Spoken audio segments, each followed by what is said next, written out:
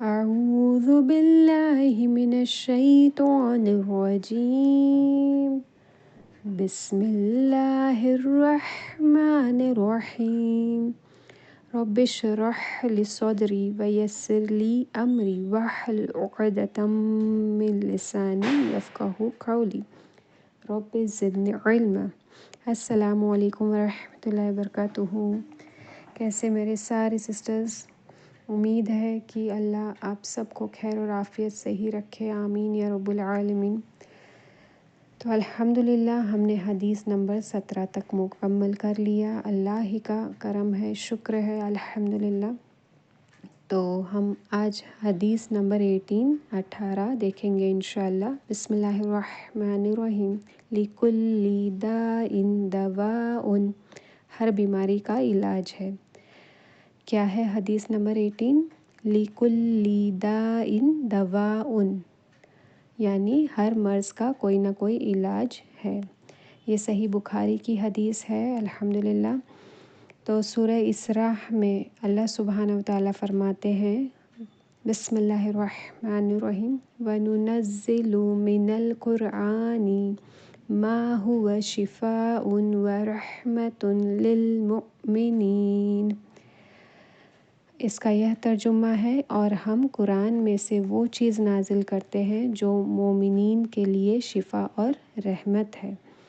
اس آیت سے ثابت ہوتا ہے کہ اللہ نے ہر مرض کے لیے شفا رکھی ہے، چاہے وہ ظاہری ہو یا باطنی. کچھ صحابہ ایک قبیلے کے پاس گئے تو ان کے سردار کو سانپ نے کاٹ لیا. انہوں نے ایک صحابی سے کہا، کیا تم میں سے کوئی رقیہ یعنی دعا پڑھنے والا ہے؟ تو ان صحابی نے سورہ فاتحہ پڑھی، جس سے ان کو شفا مل گئی الحمدللہ. جب وہ نبی کریم صلی اللہ علیہ وسلم کے پاس آئے تو آپ صلی اللہ علیہ وسلم سے پوچھا، کیسے معلوم ہوا کہ یہ سورہ رقیہ ہے؟ تو آپ صلی اللہ علیہ وسلم مسکرا دیے، اور آپ صلی اللہ علیہ وسلم نے اس عمل کو جائز اور برکت والا قرار دیا الحمدللہ. تو اس سے پتہ چلتا ہے کہ سورہ فاتحہ میں شفا ہے، روحانی اور جسمانی دونوں. سورہ فاتحہ کو ام الکتاب یعنی کتاب کی ماں بھی کہا جاتا ہے. سورہ فاتحہ پورے قرآن کا نسخہ ہے الحمدللہ. اللہ نے ہر بیماری کے لیے کوئی نہ کوئی علاج ضرور بنائی ہے، تو انسان کو چاہیے کہ وہ اس علاج کو تلاش کرے، لیکن یقین صرف اللہ سبحانہ وتعالیٰ پر ہی رکھے، کیونکہ شفا صرف اللہ ہی دیتا ہے، دوا تو ذریعہ ہے الحمدللہ. یعنی ہمیں نا امید نہیں ہونا چاہیے، چاہے مرض کتنا بھی مشکل ہو. انسان کو چاہیے کہ دوائی لے، ڈاکٹر کے پاس جائے، لیکن اللہ پر توکل رکھے. آمین الحمدللہ. تو قرآن بھی ایک کیا ہے؟ روحانی دوا ہے، دل اور روح کے دکھ کا علاج ہے. قرآن کیا ہے؟ ایک بہترین روحانی علاج ہے. ہر چیز کا علاج اللہ کے خزانے میں موجود ہے. قرآن صرف ایک کتابی تعلیم نہیں ہے، بلکہ انسان کی زندگی کے ہر دکھ، مشکل اور روحانی مرض کا علاج ہے الحمدللہ. قرآن میں روحانی، اخلاقی اور معنوی بیماریوں کا ہر علاج موجود ہے. جیسے کہ غم کا علاج ہے، قرآن دل کو تسلی دیتا ہے.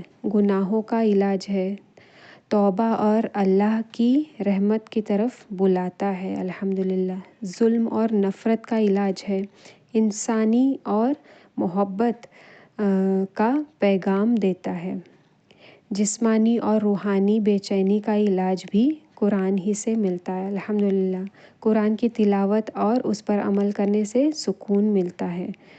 یعنی انسان کے دل کو پریشانی، غم، گناہوں کا بوجھ، اس سب سے قرآن کیا کرتا ہے؟ ہلکا کرتا ہے الحمدللہ. فتنوں کی صورت میں گمراہی سے بچاتا ہے. جو قرآن پر عمل کرتا ہے، یعنی قرآن پر ایمان لاتا ہے، تلاوت کرتا ہے یا عمل کرتا ہے، اس کے اندر اللہ نے سکون روحانی اور رحمت ڈال دی الحمدللہ۔ لیکن جو لوگ صرف زبان سے پڑھتے ہیں، دل سے نہیں سمجھتے، ان کے لیے قرآن کا اثر نہیں ہوتا۔ تو یہ سب کیا ہے؟ ایک توکل کی بات ہے۔ ہمیں اللہ پر، قرآن پر پورا ایمان لانا ہے، توکل رکھنا ہے۔ اگر ایک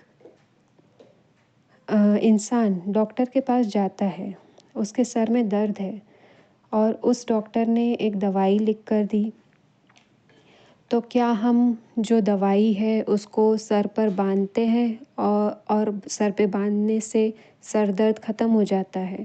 ایسا ہوتا ہے کیا؟ یا پھر جو پرسکرپشن، جو پرچی لکھ کر دی ہے دوائی کی، اس کو ہم گھول کر پانی میں پی لیتے ہیں جس سے ہمارا سر درد ٹھیک ہو جاتا ہے؟ سوچنے والی بات ہے۔ تو ہم قرآن پر عمل کیوں نہیں کرتے؟ قرآن کے حکموں کو کیوں نہیں مانتے؟ کیا صرف قرآن پڑھنے سے یا پڑھ کر رکھ دینے سے ہمیں قرآن سے شفا مل جائے گا؟ کیا قرآن پڑھنا ہمیں صرف جو دنیا سے جا چکا ہے اس کے لیے رکھا ہوا ہے، یا صرف اسی کے لیے ہے؟ یا قرآن ہم صرف تعویذ بنا کر پہن لیں، اس کی آیتوں کو تعویذ بنا کر پہن لیں تو اس سے ہمیں شفا مل جائے گی؟ سوچنے والی بات ہے سسٹرز۔ تو قرآن کو ہمیں کس نظریے سے دیکھنا ہے؟ عمل کے نظریے سے دیکھنا ہے۔ یہ ایک روحانی کتاب ہے جو اللہ سبحانہ وتعالیٰ نے نازل فرمائی۔ تو جب ہر مرض کا علاج ہمارے پاس موجود ہے تو ہم کیوں یہاں وہاں بھٹکتے ہیں؟ دوائی لینا، ڈاکٹر کے پاس جانا سنت ہے، لیکن توکل صرف اللہ پر ہونا چاہیے۔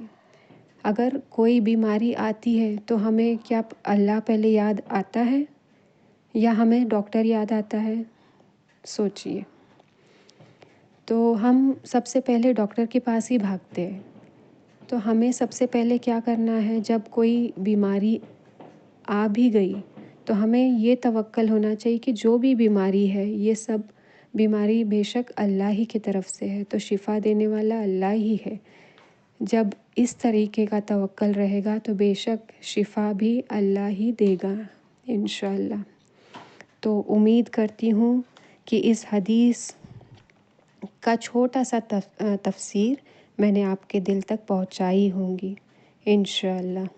السلام علیکم ورحمۃ اللہ وبرکاتہ۔